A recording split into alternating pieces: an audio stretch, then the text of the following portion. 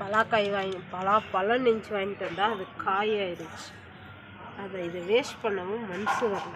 அதனால் இதை தூக்கி போடாமல் ஃபஸ்ட்டு இதை அப்படி கட் பண்ணிக்கலாம்.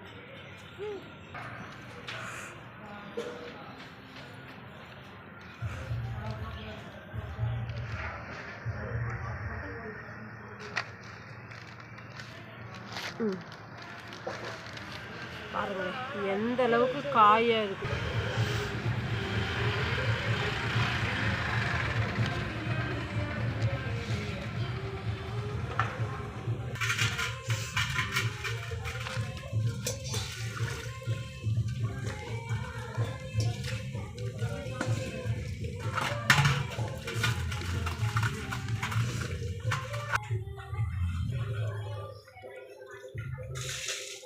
க்ளீனாக அறுத்து எடுத்துக்கலாம்.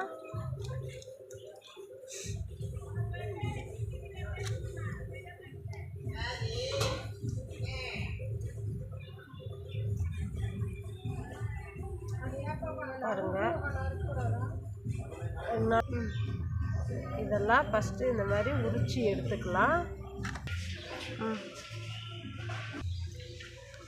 நம்ம இந்த மாதிரி கட் பண்ணி எடுத்துடலாம். எடுத்ததை மறுபடியும் பாருங்கள் இந்த காம்பு பகுதி கட் பண்ணிடலாம். கட் பண்ணிட்டு சோலையை சுத்தமாக தின்னிக்கின்னு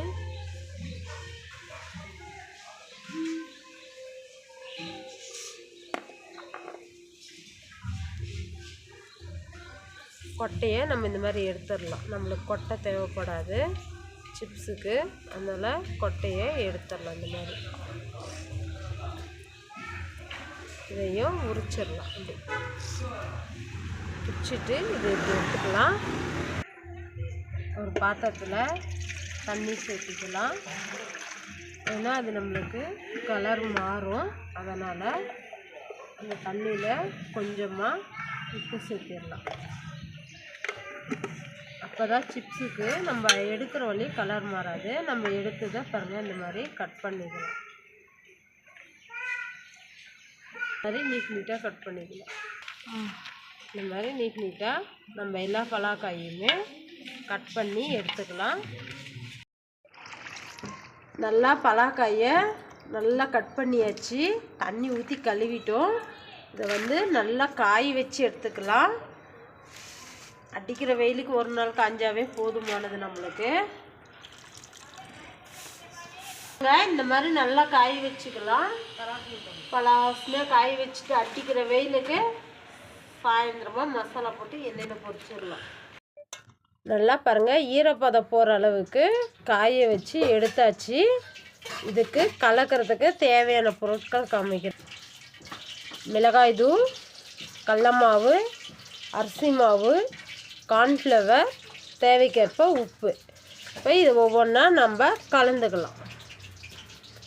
கலக்கிறதுக்கு மாஸ்டர் கார்ன்ஃப்ளவர் மாவு, நல்லா காரசாரமாக மிளகாய் தூள், கடல மாவு, அரிசி மாவு, தேவைக்கு உப்பு, நல்லா கலக்கணும்.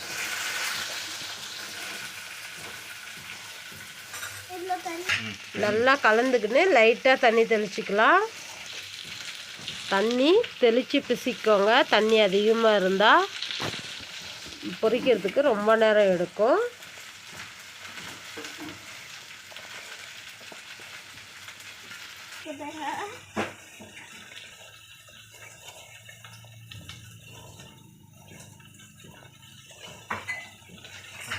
பாருங்கள் இந்த மாதிரி பதத்துக்கு உதிரி உதிரியாக இருக்கணும். நம்மளுக்கு ரெடி பண்ணிடலாம். நல்லா எண்ணெய் நல்லா சூடு ஏறட்டும், பொரிச்சிடலாம். எண்ணெய் இந்த மாதிரி சூடான உடனே போட்டு பொரிச்சு எடுத்துடலாம். நம்ம கலக்கி வச்சிருக்கிற பலாக்காயை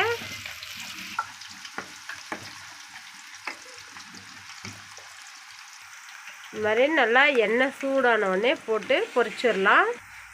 போட்ட உடனே கரண்டி போடாதீங்க, நல்லா வேகட்டும்.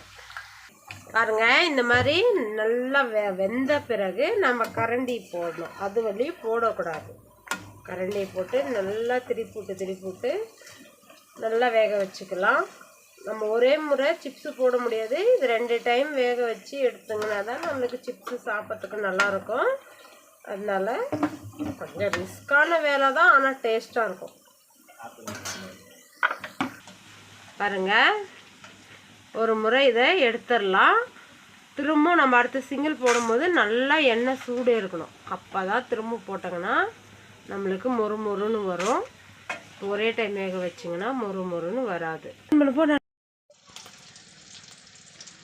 நம்ம ஒரு முறை பொரிச்சிங்க இல்லையா, அதை திரும்பவும் எண்ணெயில் இன்னொரு முறை பொரிச்சிங்கன்னா சாப்பிட்றதுக்கு சிப்ஸு நல்லாயிருக்கும்.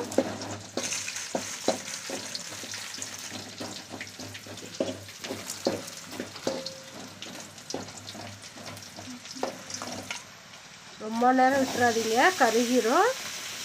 பார்த்து சரியான பதத்துக்கு பொரிச்சு எடுத்துடலாம். நம்ம கோல்டன் ப்ரௌன் வந்த உடனே அள்ளிடலாம். ரொம்ப நேரம் விட்டாங்கன்னா தீஞ்சிடும்.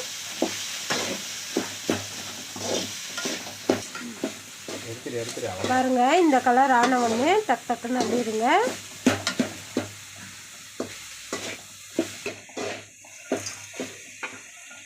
கலர் வந்த உடனே எடுத்துடுங்க, இல்லைன்னா தீஞ்சிச்சுன்னா சாப்பிட முடியாது.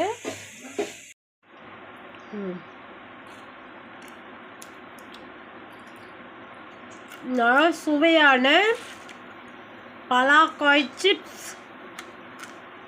சவுண்ட் வருதுங்களா? டேஸ்ட்டாக சூப்பராக இருக்குது.